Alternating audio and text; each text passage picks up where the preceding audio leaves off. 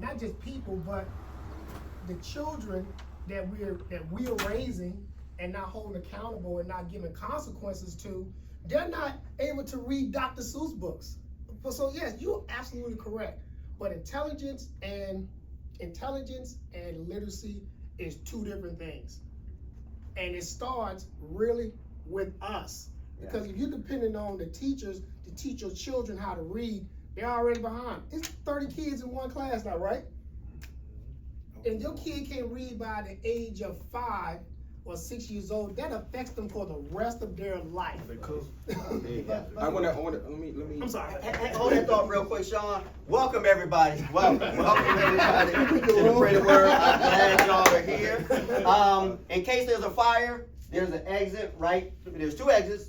When you open up that door, you'll step down about 6 inches. There's grass. You just hook a left in case we have to get out of here. Restroom right there. I got drinks and breakfast bars over there in the corner. I appreciate y'all being here. We do this. This is our 2nd year doing it. I'm part of a men's book club. A few of the guys are in here, and we do this around Father's Day. I need this because, again, it helps me get through Father's Day because my father's no longer here. So I love this community. And again, going forward, when we come to an end, if we want to do this every 3 months, I'm open for it. Because all of you all are people, again, that I'm in community with, that I have relationships with, et cetera, et cetera. So again, I got a couple of ideas to throw out there of topics to discuss, but we're already in the midst of one. So when we clear this up, I'll throw out the first topic and we'll go forward. Fair enough? Fair. And I appreciate all y'all being in here. I appreciate that. So go ahead, Sean. You got the floor. All right.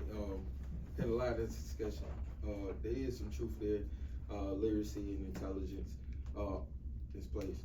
I'm a product of Portsmouth Public Schools. And I would say that in many different levels. You know what I'm saying? I grew up in a nice neighborhood, from Peachtree Homes to staying down in Washington Park. It's not even standing there anymore. All right. So I've on both spectrums, and in this aspect. Also was in the special ed program. I know what it's like to have people being passed over. I know what it's like. I know what that feeling is like.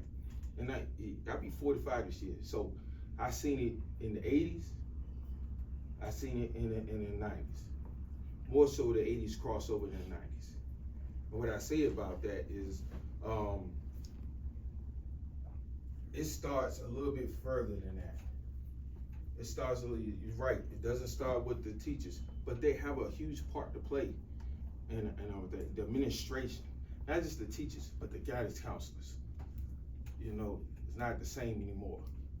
Some of the people, some social workers, all right? I've even had, because my mom she's from New York, she raised 3 boys, 3 different fathers, and she did the best she could at that time.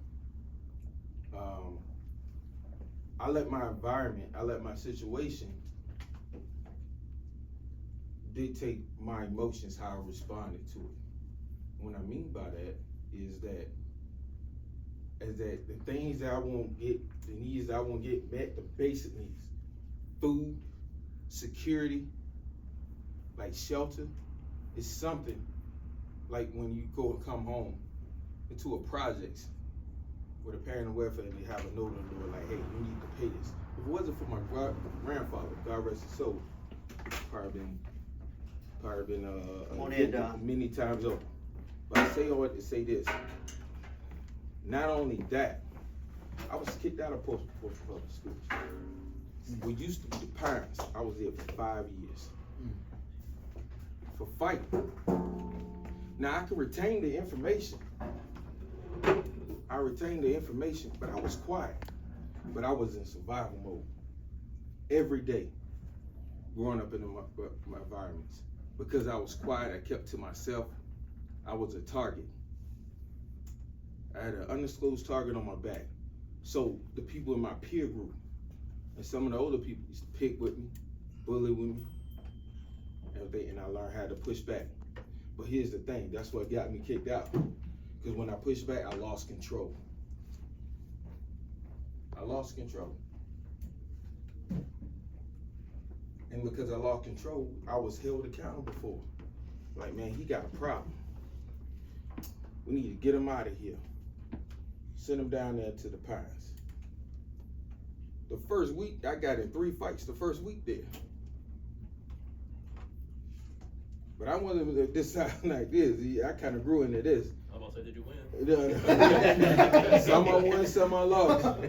You know, I was a big head, skinny dude. Kid, that's how I was. You know. And the reason I did that is like I lost control because that will push people away.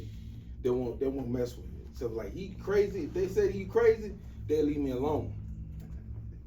But as a result of that,